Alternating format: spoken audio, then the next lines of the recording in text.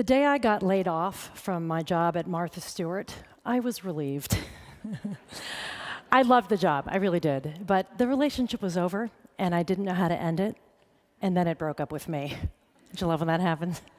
At the time, I'd been also hosting a radio show for the Martha Stewart brand on SiriusXM, and then not long after, that got canceled too. On the day of my last show, I got onto the elevator at the 36th floor, and as it started to drop, I started to cry. Every floor took me further and further from what I had been. A magazine editor, a radio host, the person with the cool job to talk about at parties, you know? And honestly, I had no idea what I was gonna do, and quite frankly, no one was looking for me. So I did what anyone would do in that situation. I was making some phone calls. Hey, what are you up to? Did I mention I'm available? Oh, I needed to get paid to do something, right? I mean, I live in New York City. If you're not paid to do something, you're not gonna be there very long.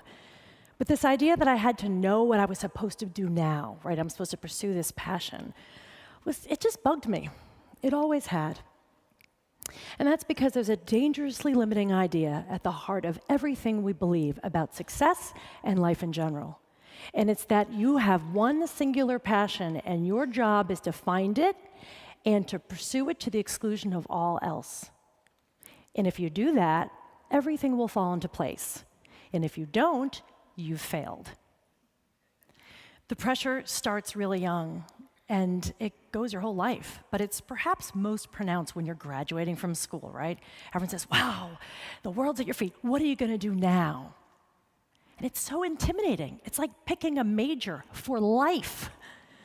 You know, I had a hard enough time picking a major for 4 years, and I changed that once, if not twice. I mean, it was like just intimidating, right?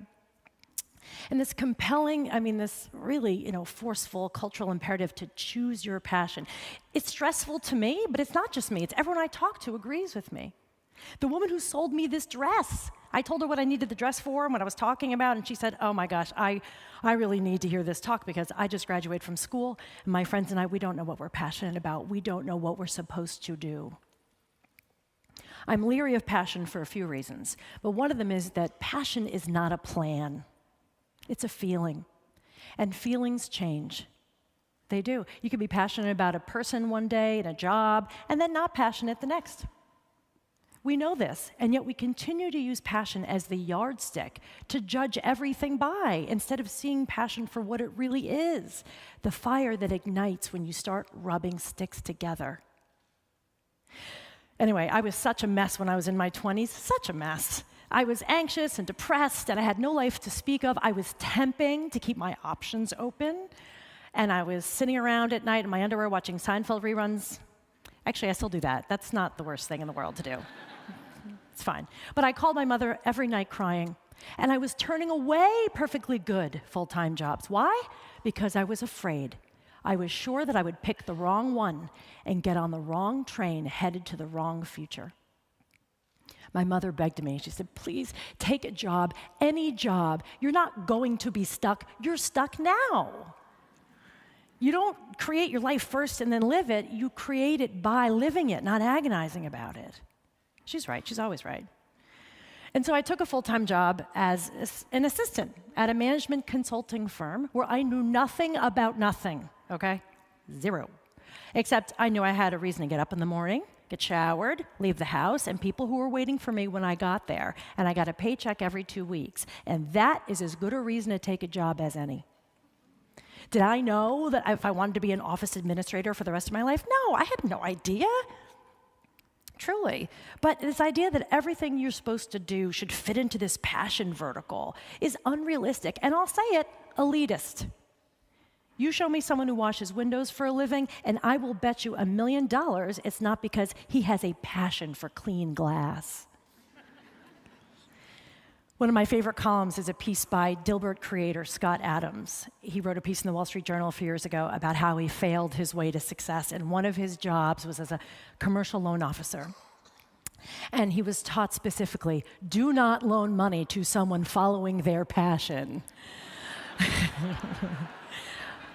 No, loan it to someone who wants to start a business. The more boring, the better.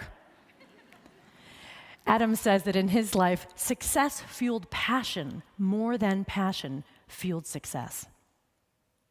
When I got my first job as a magazine editor in publishing, I was thrilled. But I had to take a pretty big pay cut.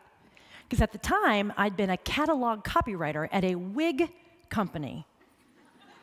Laugh if you will, clearly you are, and many, many people did. But wigs paid.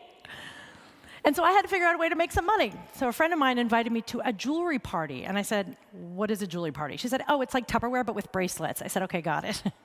Got it. I went and I had the best time. I was there hanging out, trying on jewelry, and the salesperson's having a great time. And I was like, that's a job. I could do that. I mean, really, she seems to be having a great time. Now, I had no background in sales, unless you count Girl Scouts, and I was terrible. And I had no passion for jewelry. I mean, honestly, my earrings cost $20, combined, all of them. And yet I was like, I think I can sling silver jewelry to suburban moms drinking daiquiris. Yes, I can do that. And so I did it. I signed up. I became a Silvata Designs rep. And listen to me, I was not setting the world on fire right away, really. I was so awkward and afraid of selling. And then I got better, and I got better. And I started making some money, and I started getting really passionate about it. Not just because of the money, but because what I realized was people wanted this stuff. They were happy to pay for it. I sold so much jewelry that year, I won a free trip to St. Thomas. It's true. I eventually let my jewelry business go because my career path shifted. But I was so glad that I did that because it planted an entrepreneurial seed I didn't know was there, and that bears fruit to this day. Now, as you know, an entire cottage industry has sprung up around helping people find their passions, right? Books, coaching, webinars, whatever. And their heart's in the right place. It's great. I'm all about self-discovery. Okay? But when you ask someone, or you're asked, like, what's your passion? It's triggering. It's like upsetting. Like, oh my God, I have to come up with a good answer for this. One of my friends is in her mid-40s, and she's looking at, like, what's her life going to be now? And she's like, I don't know what I'm passionate about. And she's legitimately concerned about this. She's ready to hire a team of people. I was like, why are we worrying about this? You know why? Because she thinks something's wrong with her.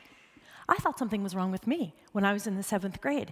And everyone was really into like their rock bands and their actors, and they would carve the names of those bands in the tables at the library. And I never carved anything because I couldn't think of anything to carve. I mean, I liked Bon Jovi as much as the next girl, but not enough to deface school property, you know? That's probably why I don't have any tattoos either. I'm assuming that's why.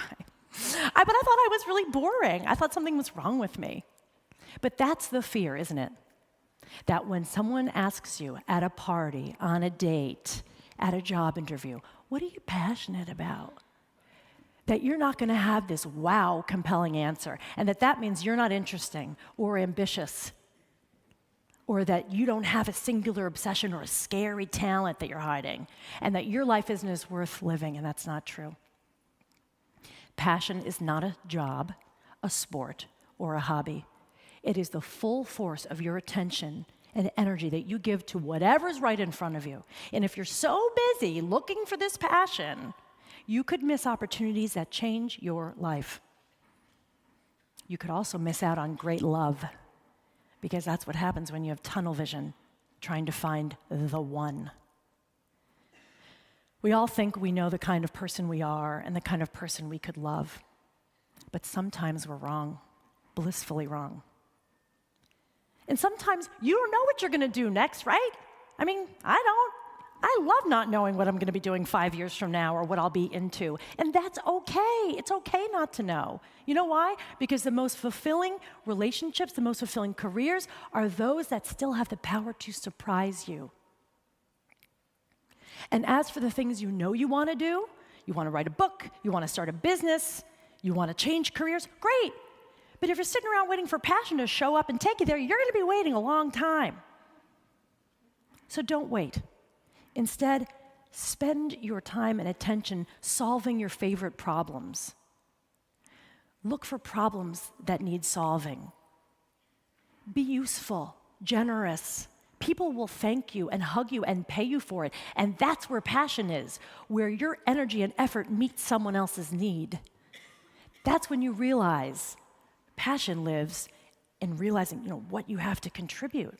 Why do you think when you ask people what they're passionate about, they say helping other people? So don't wait.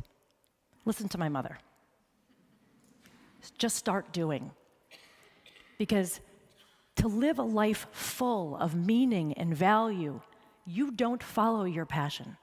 Your passion follows you. Thank you.